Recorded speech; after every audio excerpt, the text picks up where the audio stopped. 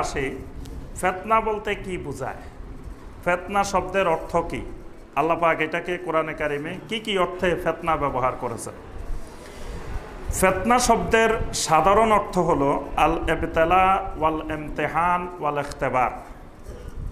অর্থাৎ ফিতনা শব্দের অর্থ হলো পরীক্ষা করা, যাচাই বাছাই করা, এগুলাকে আরবি ভাষায় বলা হয় ফিতনা।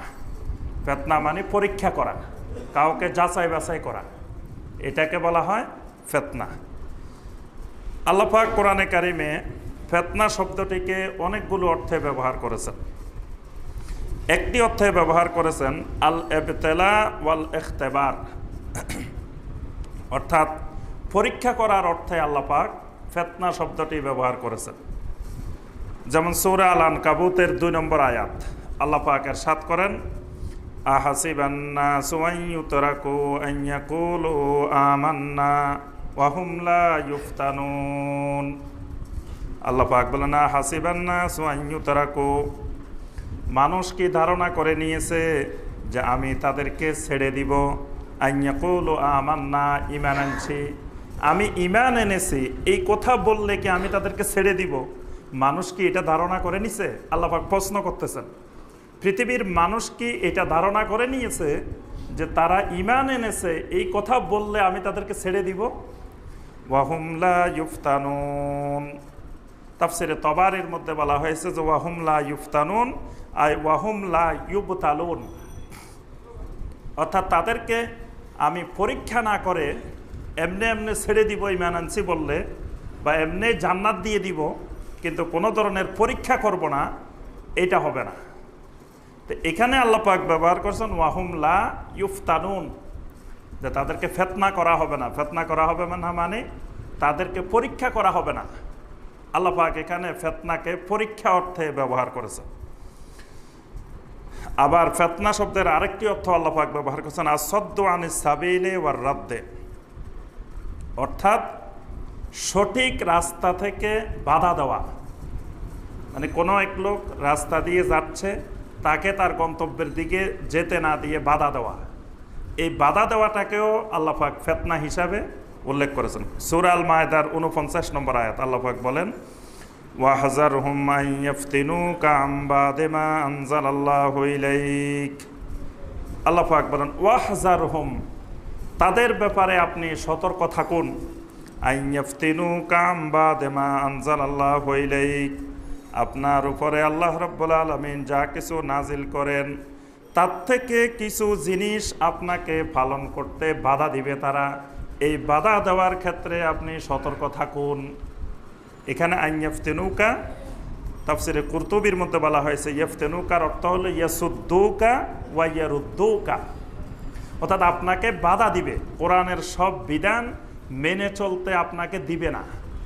কিছু কিছু বিধান কোরআনের, আল্লাহর কিছু বিধানকে আপনাকে পালন করতে বাধা দিবে। এই বাধাটাকে আল্লাহ পাক বলছেন আন ইফতিনুকা, আপনাকে ফিতনা সৃষ্টি করবে, অর্থাৎ আল্লাহর বিধান মেনে চলতে বাধা দেওয়া, এটাকেও আল্লাহ পাক ফিতনা হিসাবে উল্লেখ করেছেন। ফিতনা শব্দের একটি অর্থ হলো কষ্ট দেওয়া, আযাব, কাউকে অত্যাচার করা, নির্যাতন করা, এটাকেও আল্লাহ পাক ফিতনা হিসাবে উল্লেখ করেছেন। সূরা আন-নাহলের 110 নম্বর আয়াত আল্লাহ পাক বলেন, সুম্মা ইন্না রাব্বাকা লিল্লাযীনা হাজারু মিন বাদি মা ফুতিনু। আল্লাহ পাক বলেন অতঃপর আপনার রব যারা হিজরত করে নিয়েছে, মিন বাদি মা ফুতিনু, অনেক নির্যাতন ভোগ করার পরে, মিন বাদি মা ফুতিনু, এখানে ফুতিনুর অর্থ হলো আয় উজিবু, তাদেরকে বিভিন্ন আযাব যন্ত্রণার পরে যে সমস্ত ব্যক্তি হিজরত করছে আল্লাহ পাক তাদেরকে মহা পুরস্কার দিবেন। সুবহানাল্লাহ। এখানে আল্লাহ রাব্বুল আলামিন ফিতনা, এই ফিতনাটা যে তাদেরকে নির্যাতন করা হয়েছে, এই নির্যাতনকে আল্লাহ পাক ফিতনা হিসেবে উল্লেখ করেছেন।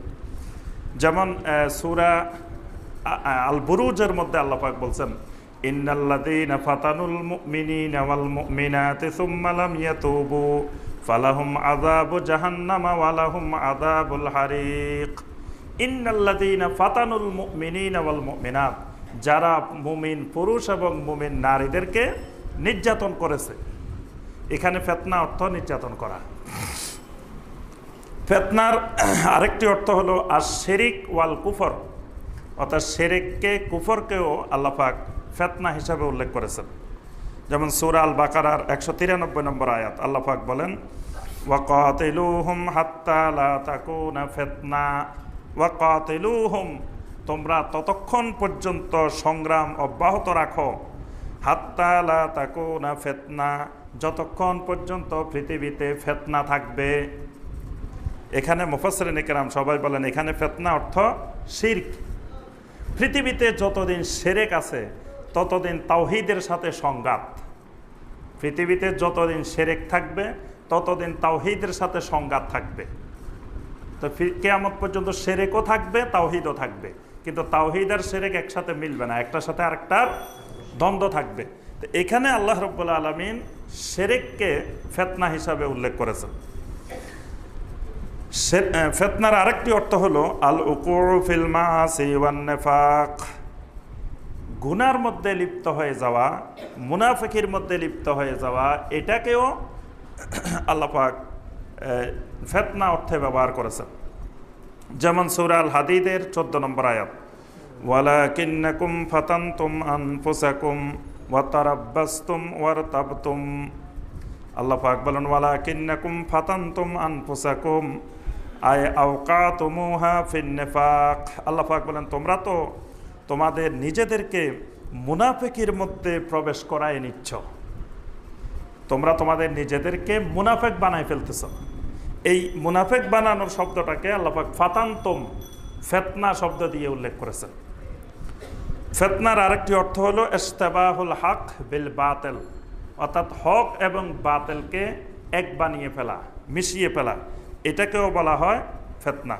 ওয়াল্লাযীনা কাফারু বা'দুহুম আউলিয়াউ বা'দ ইল্লা তাফআলুহু তাকুন ফিতনাতুন ফিল আরদি ওয়া ফাসাদুন কাবীর, সূরা আল আনফালের 73 নম্বর আয়াত। আল্লাহ পাক বলেন যে মুমিনেরা একজন আরেকজনের বন্ধু, আর কাফেরেরাও পরস্পরের বন্ধু থাকবে।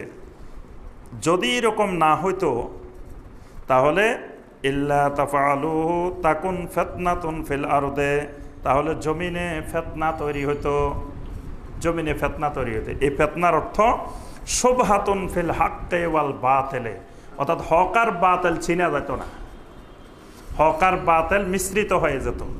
এখানে ফিতনা শব্দের অর্থ হক এবং বাতিল মিশ্রিত হয়ে যাওয়া। ফিতনা শব্দের আরেকটি অর্থ হলো আল ইদলাল, অর্থাৎ মানুষকে গোমরা বানায় ফেলা, গোমরা করা, এটাকে বলা হয় ফিতনা। সূরা আল মায়েদার 41 নম্বর আয়াত আল্লাহ পাক বলেন ওয়ামাই ইউরিদিল্লাহু ফিতনাতাহু, আল্লাহ রাব্বুল আলামিন যাকে ফিতনা করতে চান, এখানে ফিতনা মানে আল ইদলাল, অর্থাৎ ওয়ামাই ইউদ্লিলিল্লাহু ফালা হাদিয়া লাহ, ওয়ামাই ইউদ্লিল ফালা হাদিয়া লাহ, যেটা আমরা খুতবার শুরুতে সবসময় বলি, নবী সাল্লাল্লাহু আলাইহি ওয়াসাল্লাম যেটা সবসময় বলতেন, মাই ইয়াহদিহিল্লাহু ফালা মুদিল্লা লাহ ওয়া মাই ইউদ্লিল ফালা হাদিয়া লাহ, আল্লাহ পাক যাকে হেদায়েত দান করবেন তাকে দুনিয়ার কোনো কিছু গোমরা করতে পারবে না, আর আল্লাহ পাক যাকে গোমরা করবেন পৃথিবীর কোনো মানুষ তাকে হেদায়েত দান করতে পারবে না। তো এই গোমরা করাটাকে আল্লাহ পাক কোরআনে কারিমে ফিতনা অর্থে ফিতনা শব্দ দিয়ে উল্লেখ করেছে। ফিতনা শব্দের আরেকটি অর্থ হলো আল কাতাল ওয়াল আসর, অর্থাৎ হত্যা করা, বন্দী করা, এই অর্থেও আল্লাহ পাক ফিতনা শব্দটিকে ব্যবহার করেছেন। সূরা আন-নিসার 101 নম্বর আয়াত, ইন খিফতুম আন ইয়াফতিনাকুমুল্লাযীনা কাফারু, যেখানে সলাতুল খাউফের বিধান নাজিল করছেন আল্লাহ পাক। সলাতুল খাউফ কোথায় আদায় করে? জি, যুদ্ধের ময়দানে। যুদ্ধের ময়দানে যেই সলাত আদায় করতে হয় সেটার নাম হলো সলাতুল খাউফ। তো সলাতুল খাউফের বিধান আল্লাহ পাক নাজিল করতে গিয়ে বলছেন ইন খিফতুম আন ইয়াফতিনাকুমুল্লাযীনা কাফারু, যদি তোমরা আশঙ্কা করো যে কাফেররা তোমাদেরকে ফিতনা সৃষ্টি করবে, অর্থাৎ ফিতনা সৃষ্টি করবে মানে কাফেররা তোমাদেরকে সলাতের মধ্যে যখন সেজদায় যাবে, হাত্তা ইয়াকতুলুহুম আও ইয়াসিরুহুম, তোমাদেরকে সেজদার মধ্যে হত্যা করবে অথবা তোমাদেরকে বন্দী করবে। এই জন্য এই যুদ্ধের ময়দানে যে সলাত হবে, সলাতুল খাউফ হবে, সেটা কিন্তু ঘোড়ার থেকে নেমে নামাজ হবে না, নামাজ ঘোড়ার উপরেই হবে, ঘোড়া থেকে নামা যাবে না। তারপরে অস্ত্র শস্ত্র রেখে নামাজ হবে না, অস্ত্র সাথে থাকবে। এগুলো আল্লাহ রাব্বুল আলামিন এই জন্য বলছেন যে তোমরা যদি এগুলো ছেড়ে দাও তো তোমরা নামাজরত অবস্থায় তোমাদেরকে হত্যা করে ফেলবে।